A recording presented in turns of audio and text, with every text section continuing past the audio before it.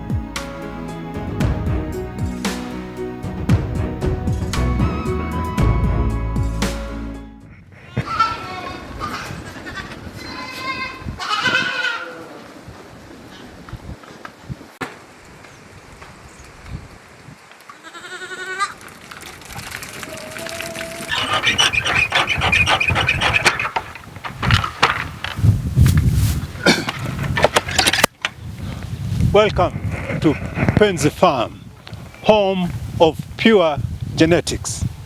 When we talk about pure genetics, what do you see? Look at this guy here. Look at his size. You might think it's a small horse. This is one of our Kalahari bucks. So these are our two main bucks. This is our Boer buck. This is our Kalahari buck. Look at the sizes. These guys weigh almost 80 to 90 kgs for the red Kalahari. And look at these young bucks. These are about 4 or 5 months old. And look at their weight, look at their size. If you are talking about the traditional goats, at 5 months, you'll be talking about 17 to 15 kilos. But look at this guy here. This guy is weighing about 36 and 39 kilos at about 5 months. And that is what you want in your pure genetics. Let me show you. Come on. I started Penzi Farm in 2021. When we started Penzi Farm, we didn't have the pure genetic lines. We started Penzi Farm with local goats. We had to look around for galas. We got some galas from Kajiado. We got about 10 galas, and we had those traditional goats. That point, we wanted to improve our genetics, and we went and imported a pure Boer buck. After we imported a pure Boer buck, our first season, we got really good crosses, but then we realized, in as good as the crosses were, they were not as perfect as the pure lines. And we were not willing to go through the journey of F1, F2, F3s. So at that point, we wanted to be able to see the results. We had a massive buck, and we wanted to see the genetics maintained in terms of getting exactly duplicates of the buck. So we decided to go back to South Africa and import the female, the does, we went back to South Africa and we imported 10 doors at a time.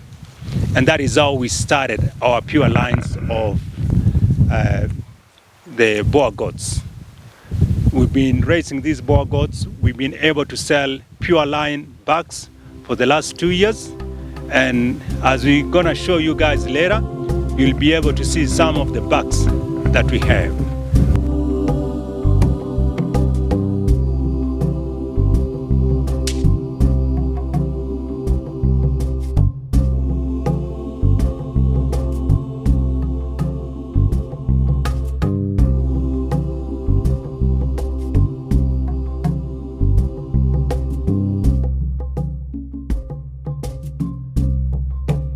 What is the difference between the Boas and the Kalaharis? I'll tell you straight up. As you can see them, you can see this Boa right here. Look at the size. Look at how big she is. It's the body size, the body weight. The Boas are able to put in massive weights within a very short time. So when you compare the Boas and the Kalaharis, if you're going for meat, you'll definitely go for the Boer goats.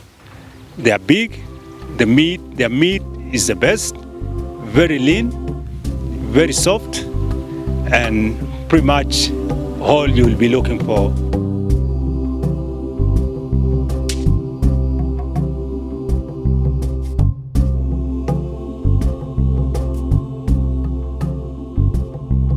I want to explain to you why you'll want to cross your galas or your traditional goats with a pure Boer buck.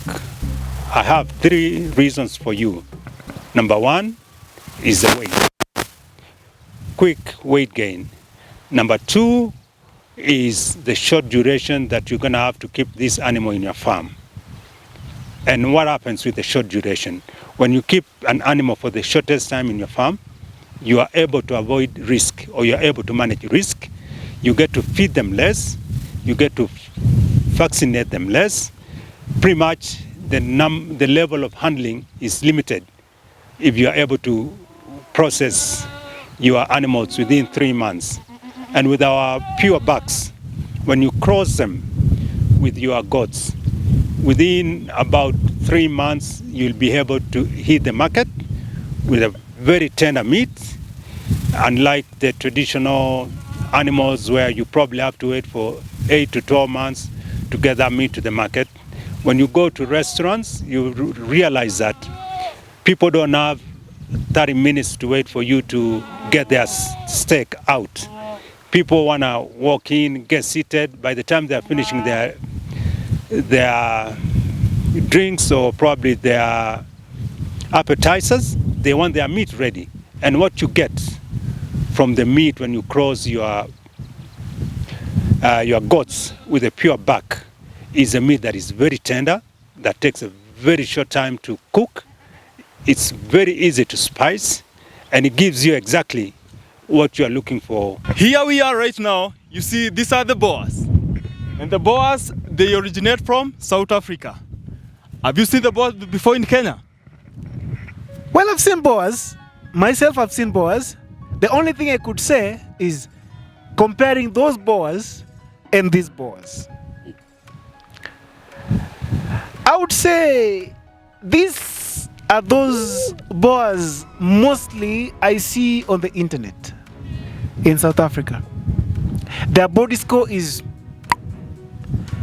Let them speak for themselves. Guys, you've seen the episode we've been doing, and you've seen us even try to lift it together, and you've seen the kind of weight it is. So, by the way, what's your good name? My name is Vincent, but most people refer me as Uncle Chemos. And this is Penzi Farm. So, Uncle Chemos, what role do you play here at Penzi Farm? Here at Penzi Farm, we have a whole team, but the role I'm playing is farm operations. And the chairman of Boas. And the chairman of Boas as well. I tell you. Why Boas? Why Boas? Like, why should I keep Boas and not keep red Kalaharis? Why? Okay, the reason why you should keep Boas, I have 3 qualities. that I'm going to tell you about Boas. First of all, it's the pure genetics from South Africa. You see this Boer? My friend, if you can try to lift this one, can you try? What will you give? Just try to lift this one. Let's see. I tell you, there is no way one person can lift this one. You know why?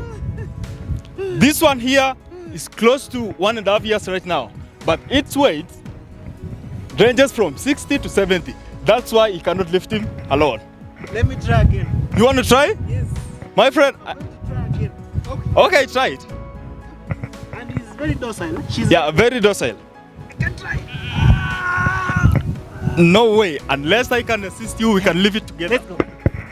Okay. You see, it takes 2 people to lift a Boer goat. Which is just 1 year and a couple of months. Yes. Wallahi. Wait a minute. I can't believe this. And Wallahi. this is real. Wallahi. This is not real.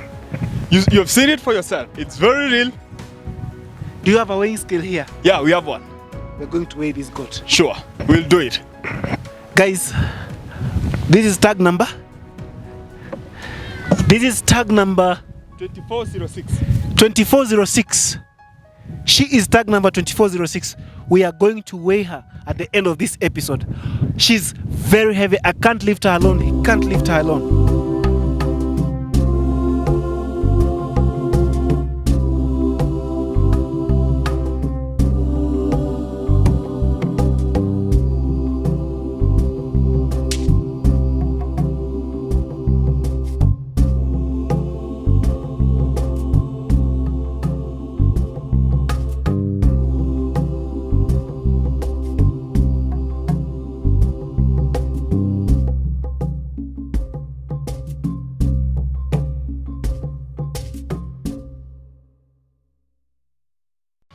So what is the biggest advantage of Boas?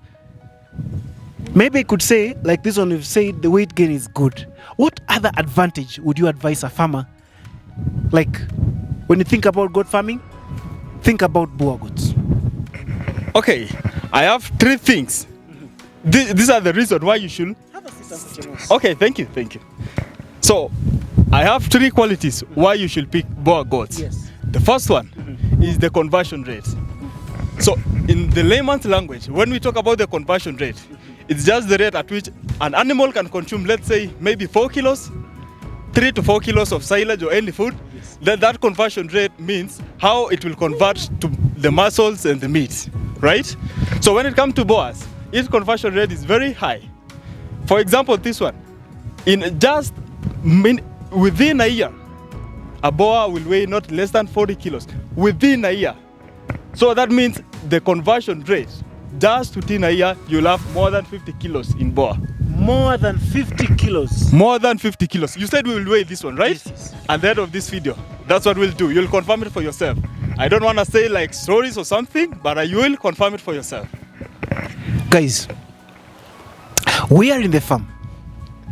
We are seeing. We are hearing. And also we are certified. And today, AIM Agriculture has certified Penzi Farm as the Boer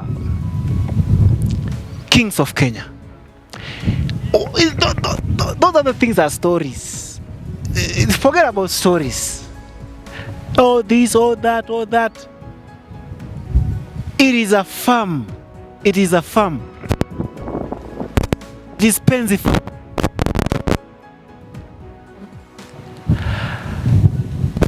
I, AIM Agriculture, have been here before and I've come back to confirm. And today we are checking the weight of the goats, practically, and their ages.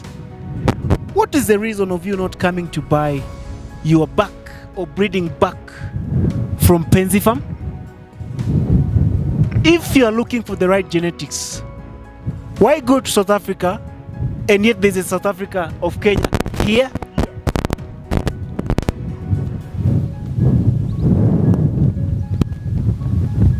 Tough questions.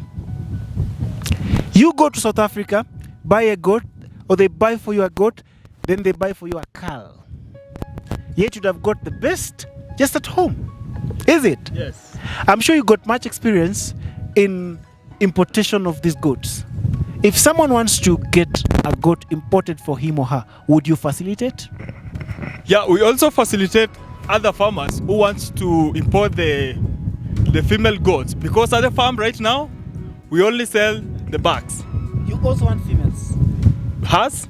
Yeah, we have the females, but sometimes we want to increase the number so that we can serve the market. You know, when we talk about the market, my friend, I tell you, there's no way we are going to finish the market in Kenya right now.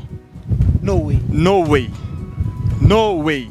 That's why most of the farmers, they want the female ones. But for us, we cannot sell because that's our factory. You see, we only sell the bucks. But if you want a female one, we can make arrangements for you, then we import. Wait. Wacha tuache biashara kwanza.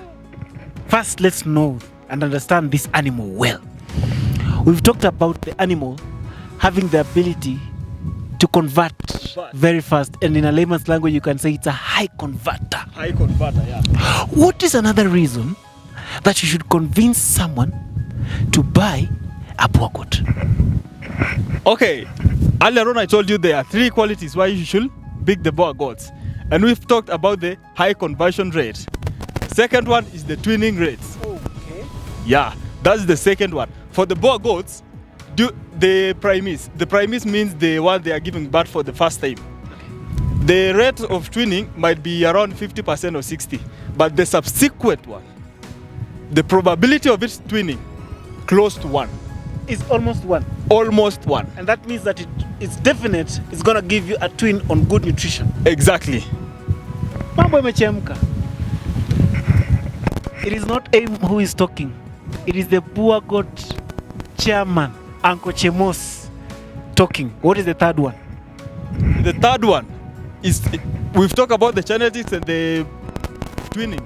The third one is the heat handiness. Okay. Come on, this one is pushing me, man. It's very strong. It's very strong. I like her. She's very docile. Very docile, very friendly. Very. Yeah. The third one is good mothering abilities. Okay. Yeah. You know, when you have twins, the first thing you have to be is one of the qualities is that she has to be have good mothering abilities. That means enough milk. Yes. She's able to have that connection with her offsprings. Exactly. Because if a goat would give birth and then she abandons the child, how will you take care of that child? It's going to be difficult. Yeah, taking care of an abandoned child is very difficult because you need to be milking the mother and giving it to the baby, which is so tiresome. But for the Boas, that one they do it by themselves. They have good mothering abilities. The bond is strong. The bond is very strong. Okay. Yeah. What are them? Maybe is there any more? So the third, actually it's the fourth characteristic now. I'm adding you one. Okay. Okay. So we talk about the genetics, we talk about the conversion rate. The fourth one is adaptability. You see this place, we are in Mau Summit. And when you talk about the Mau Summit, it's the summit, right?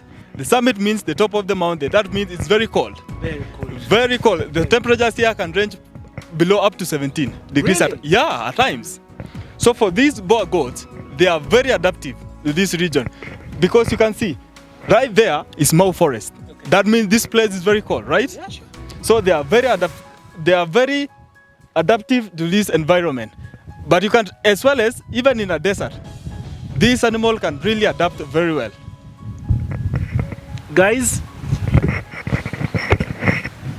I think what Uncle Chemos is bringing up is it is even more advantageous if you are rearing it at a place that is warmer than here. So he's simply saying that if this goat can gain the weight that is expected of it in its breeding manual, what if it got even warmer conditions? So you mean that it will gain even more and cheaply in a warmer or hottest area? Yes. Because, you know, when we talk about the rate at which they gain the rate at which they are gaining their weights, for you, any other, or even any animal, even human being, for you to keep up with the temperatures, you have to spend more energy. Correct. Exactly. But for this one, as much as they are spending more energy over here to keep themselves warm, they still grow faster. Talk about numbers. Do you have any? We saw the back. Yes. What is his name? The name of the back is called Miles. Miles. Yes. So these are the doors. These are the doors. What percent? 80% imported? Of these ones? Yes. Yeah, they are above 80% imported because we now have the kids. Okay. Yeah. So the kids have not been imported. They have been born at home. At home. But mother and father, South Africa, yes. So it simply means they are pure bloodlines. Pure bloodline from South Africa, yes. Do you have any that are expecting to give birth soon? Yeah, we have like 2. Okay. I don't know where she is. I think I saw her yesterday. There. Yeah. Yeah. She's called Mama Junior. Mama Junior. Yeah. Okay. This one. Where is Oh, she's here. She's here. Ah, she's responding. Yeah, exactly. She knows her name. She's called Mama Junior. And these ones are expecting as well, or they have already given birth? Some of them have already given birth, except for Mama Junior. Yes. By getting such genetics on your farm, it simply means that you are getting the genetics of high converters to your farm. In breeding, what are we looking for? We are looking for either a dairy goat or a meat goat. When we are doing a meat goat, what are we looking for? We are looking for an animal that can convert as much feed as possible into tissue in a day or in a particular time. A Boer goat is the highest converter in goats. So it simply means that the amount of feed taken in is directly proportional, or an increase in feed intake results to an increase in body weight gain. In as much as the animal gains weight